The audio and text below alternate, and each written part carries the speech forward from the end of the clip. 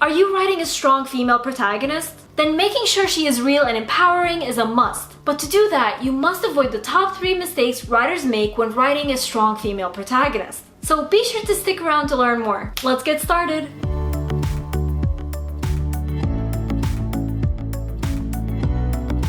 Hey guys, Nour here, and welcome back to my channel. For those visiting for the first time, hello, I'm the fantasy author of the novel Divinity Falling. Be sure to subscribe for weekly writing advice videos. Writing a strong female protagonist can be a lot of fun, but I've read a lot of stories where female protagonists felt bizarre, and not in a positive way. So I wanted to dive into this topic and discuss the top 3 mistakes when writing a strong female protagonist. This way, we can all write better female protagonists that readers can actually look up to. The first mistake is making strong female protagonists physically strong, because you're interpreting the word strong literally. Now, that's all fine if you're writing about a girl who trains a lot, goes to the gym, and possibly does martial arts. It's even fine if you're writing about a superhero with superpowers like Wonder Woman. It makes sense for someone who trains or has supernatural ability to be physically strong. But those are the exception, not the rule. Besides, when referring to a female protagonist as strong, we're not referring to her physical strength. She can be physically strong but still be a weak female protagonist because of how poorly written she is. For example, I'm not physically strong, but that doesn't mean that I'm not strong in other ways. Not to mention, if we only label a female protagonist as strong because of her physical strength, then we're kind of saying that she's not capable of achieving much if it's not for her physical strength. And frankly, that's really offensive to women.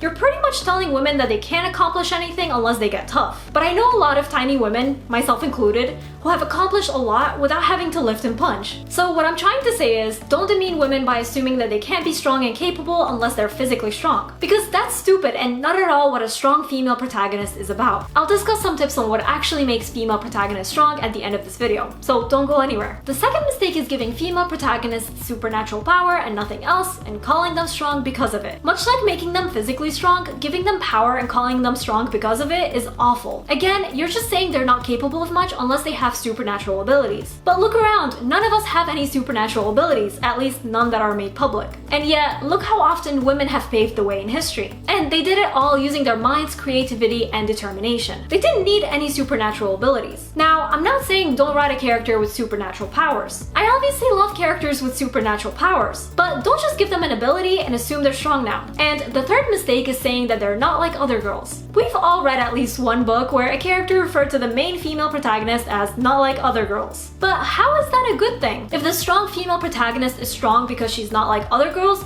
then we're outright saying that other girls are not strong. We're just saying that the strong female protagonist is the exception, and that is just as offensive to women as anything else. Besides, what makes her different from other girls? Is it how intellectual she is? Is it that she reads? Is it that she doesn't talk to a lot of boys? Is it that she really enjoys eating? The list of questions goes on and on. But at the end of the day, why are we shaming women who do talk to a lot of boys or maybe are picky eaters? Or why are we calling some women stupid because they don't enjoy learning science but are highly creative? Do you see what I'm getting at? In calling strong female protagonists not like other girls, we're just saying that other girls are terrible. And that's not the message you want to put out there. So try to avoid doing this. Don't make your female protagonist strong at the expense of calling other women weak. So those are the top 3 mistakes to avoid. But now, what exactly makes a strong female protagonist strong? I think above anything else, it's their will and determination to go on that makes them strong. When you have a smart, unique female character with a personality and a motive, and who doesn't wait for others to make a move, that's when you have a strong character. You want her to make a move despite being afraid. You also want her to stand against corruption when she witnesses it. You want her to be a loyal friend and family member. That's not to say that a strong female protagonist is without flaws. In fact, she could have many flaws, make mistakes, and even hurt the people she loves. But what makes her strong is that she learns from her mistakes and tries to fix her flaws throughout the book. That's what makes a strong female protagonist feel real and inspire other women to be strong. So that's all I have for you today. I'd love to know, if you're writing a strong female protagonist, what is she like? Let me know in the comments. If you're new to my channel, be sure to subscribe. I put out weekly writing advice videos that will take your story to the next level. Also, don't forget to follow me on social media to see what I'm up to from day to day and to chat with me. And before we go, I just want to give a quick shout out to Sarah Frayne and Alan J. Early from my shout out tier over on Patreon,